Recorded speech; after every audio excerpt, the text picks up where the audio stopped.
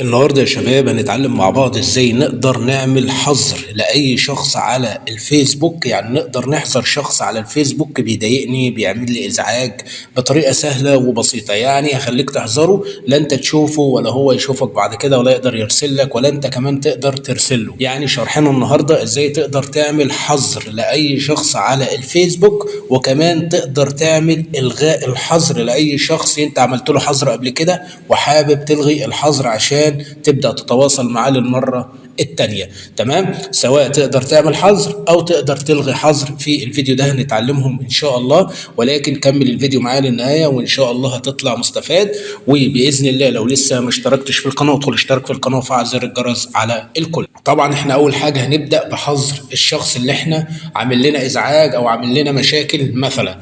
تمام، هنبدأ نضغط، هنجيب اي حد كده. هنبدأ مثلا نجيب مصطفى كمال ده اهو، هنبدأ نضغط عليه وهنقول ان الشخص ده بالفعل عامل لي ازعاج وكل شويه يبعت لي رسائل وكل شويه يضايقني وكل شويه يعمل لي كومنتات والكلام ده كله. تمام، فالشخص ده انا عايز اعمله حظر نهائيا، يعني ما يقدرش يبعت لي تاني ولا انا ابعت له تاني الا لو انا عملت الغاء الحظر. طيب هنبدأ دلوقتي نعمل له حظر ازاي؟ الشخص ده اللي بيضايقني ده انا عايز اعمل له حظر، هبدأ اضغط على الثلاث نقاط دول. بعد كده هاجي عند كلمة حظر اهي، حظر هنبدأ نضغط عليها. بعد كده هقول له حظر، هقول له اغلاق. كده بالفعل الشخص ده انا عملت له حظر، كده انا حظرته. طيب بعد ما حظرته حبيت ان انا الغي الحظر وابدا اتواصل معاه للمره الثانيه. كل اللي عليا هبدا اضغط على الصوره الشخصيه بتاعت الفيسبوك اللي هي فيها ثلاث شهور دول، هضغط عليها. بعد كده هبدا انزل وهضغط على الاعدادات والخصوصيه وهجيب الاعدادات. من الاعدادات هبدا اطلع لفوق بالشكل ده كده.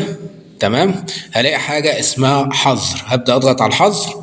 تمام، هلاقي الشخص اهو موجود اهو، مصطفى كمال. مصطفى كمال انا بقى عايز الغي له الحظر، عايز الغي الحظر، هبدا اعمل الغاء الحظر. وهنا طبعا بيقول لك هل تريد الغاء الحظر؟ في حاله الغاء الحظر مصطفى يمكنه رؤيه يومياتك او الاتصال بك حسب الاعدادات لديك. يمكن استعاده الاشارات التي انشاتها انت ومصطفى مسبقا بينكما. تمام، سيتعين عليك الانتظار 48 ساعة إذا كنت تريد حظر مصطفى للمرة الأخرى. يعني أنا دلوقتي حظرت مصطفى، تمام؟ يعني أنا مجرد إن أنا هضغط على كلمة إلغاء الحظر فأنا خلاص لغيت الحظر دلوقتي. تمام، جيت في نفس الدقيقة اهوت عايز أعمل له حظر تاني، أو في نفس الساعة أو في نفس اليوم عايز أعمل له حظر تاني، مش هتحظر. مش هتحظر ليه؟ هتنتظر معانا 48 ساعة. 48 ساعة أول ما يخلصوا تقدر تدخل تعمل حظر لمصطفى تاني، مفيش أي مشكلة. أنا هبدأ أعمل إلغاء الحظر.